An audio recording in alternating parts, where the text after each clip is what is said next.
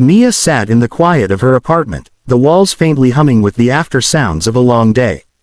The dishes were drying, Noah was finally asleep, and for the first time in hours she allowed herself to sink into the couch. Her spine cracked softly as she leaned back and closed her eyes. She didn't want to think about emails, deadlines, or the way Adrian Hale's cologne always lingered in the conference room long after he'd left. But her brain had a mind of its own, replaying the moment earlier that day when he'd leaned over her desk to point out a detail on a presentation. He had been too close, warm breath brushing her cheek, voice low, confident, distracting. She had nodded along like a malfunctioning robot, praying he wouldn't notice the blush crawling up her neck. Her phone buzzed beside her, pulling her from the memory.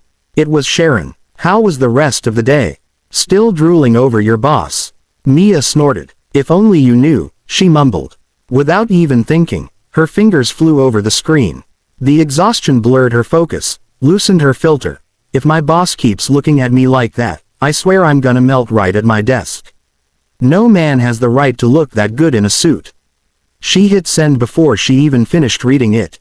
A second later, her stomach plummeted. The contact name at the top wasn't Sharon. It wasn't even close. It was Adrian Hale with the little corporate profile picture, crisp suit, unreadable expression, the same one that stared down investors and shook up boardrooms. "No, no, no, no."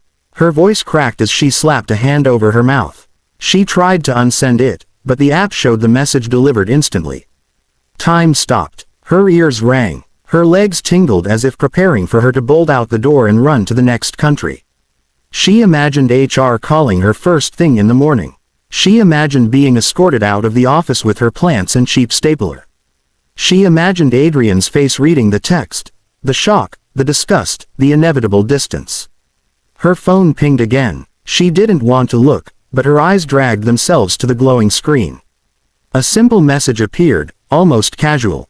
"Be there in 5. Her heart slammed into her ribs. 5 what? 5 minutes? 5 hours? 5 years off her life? She stood up too fast and nearly toppled over. Her thoughts spiraled.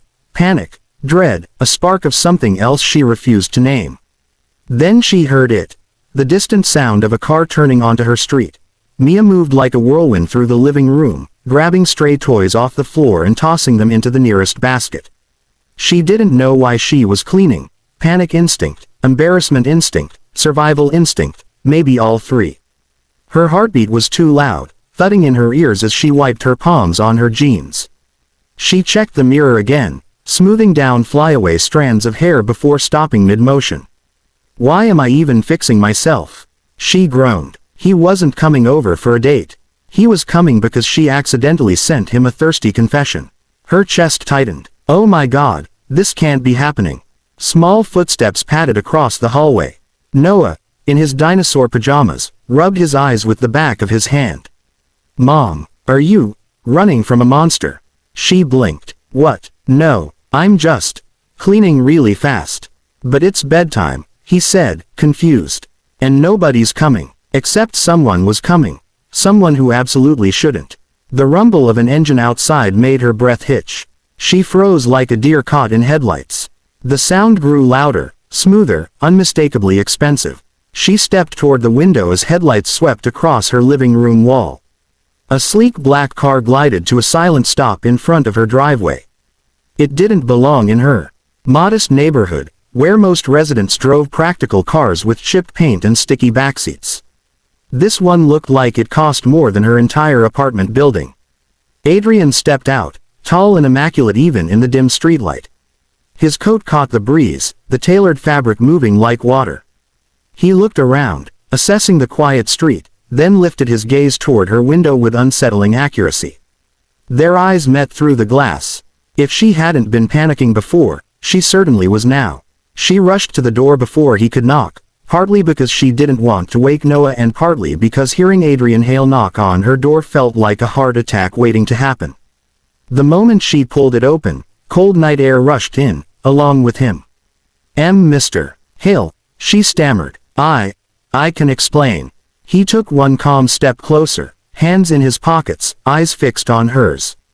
"Mia," he said softly, with that infuriatingly smooth voice. "You don't need to explain a thing." She gulped. You came all the way here. I assumed that you were in trouble. He finished for her. You sounded troubled. I sounded humiliated, she whispered. A hint of a smirk tugged at the corner of his mouth.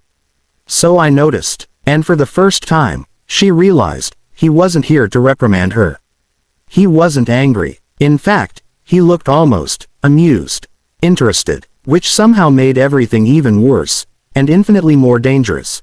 He'd crept up Mia's neck as Adrian walked past her into the living room, his presence somehow filling the small space more completely than the furniture ever had. He didn't look out of place, despite the contrast between his luxury suit and her worn-in couch. Instead, he observed everything with an attentiveness that made her chest tighten. His gaze paused on the framed photo of her and Noah at the beach, then drifted to the stack of homework sheets on the coffee table. He wasn't judging. He was absorbing. You keep a warm home, he said quietly, almost to himself. She folded her arms, unsure what to do with her hands or her nerves. It's small and cluttered, and I didn't know my boss would be seeing it tonight. He turned to her, the edges of his expression softening. If I'd wanted to inspect your housekeeping skills, I would have scheduled an appointment. That doesn't make me feel any better, she muttered. Adrian moved closer, but not too close, enough that she could feel the subtle pull of his attention.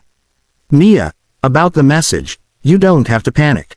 I'm not upset, I'm not offended, and you're not in trouble. She looked away, cheeks burning. I wasn't trying to flirt with you.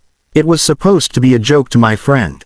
A tired mom meltdown, not a confession. His voice dropped, low and warm. Accidental or not, it wasn't exactly untrue, was it? Her breath caught. You don't know that. He tilted his head, studying her with disarming patience. I know you can't look at me for more than 3 seconds without blinking too fast.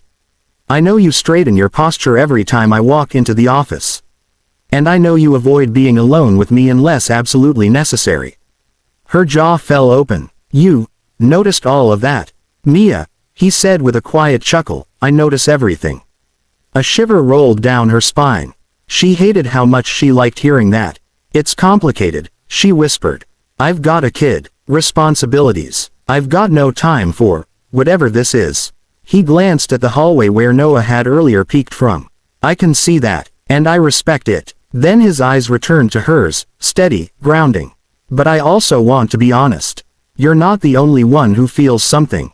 Her heart stumbled. Air tightened around her. I thought I was imagining it, she whispered. You weren't, he said softly. And I stopped pretending otherwise the moment you sent that message. Her pulse fluttered wildly. She swallowed hard. So what happens now? That, Adrian murmured, stepping close enough for her to feel the electric warmth radiating off him, depends entirely on you. Mia's fingers curled around the edge of the kitchen counter as if it were the only thing anchoring her to the ground. Adrian's nearness wasn't overwhelming in a loud way. It was quiet, intense, the kind that seeped under her skin and made her lungs forget how to work. She didn't know what to do with the storm of emotions ricocheting inside her. Attraction was one thing, reality was another, and she lived in reality. A world of childcare schedules, late-night meal prep, coupon clipping, and doing everything alone because there was no one else to do it. Adrian, she said softly, you have no idea what my life looks like.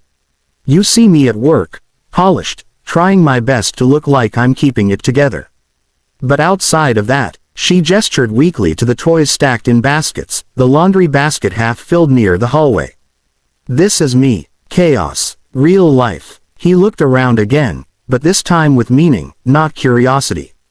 None of this is chaos, he said. It's evidence of someone who works twice as hard as anyone else I know. She shook her head, not believing him, unable to let herself believe him. Even if you mean that, you're my boss. You, billionaire, polished, untouchable. And I'm a woman I've been unable to stop thinking about for months, he finished, completely derailing her sentence. Her heart stuttered so hard she had to check if she was still standing. You, what? He exhaled slowly, leaning one elbow on the back of the couch like he was settling into honesty. I tried to ignore it.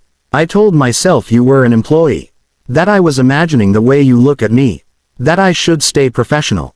His eyes locked onto hers, warm and devastatingly sincere. But tonight didn't feel like something to ignore. She swallowed, her voice a whisper. So what do you want? I want, he said gently, to start with a conversation. With transparency. No pressure. No promises you're not ready for. Tension loosened in her shoulders, not fully, but enough to breathe.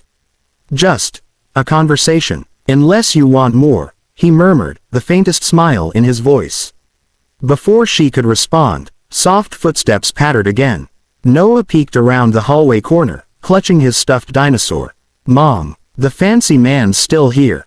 Mortified, Mia pinched the bridge of her nose. Adrian's low laugh melted some of her panic. He crouched to nose-eye level, surprisingly natural. Hi, Noah, I'm a friend of your mom's.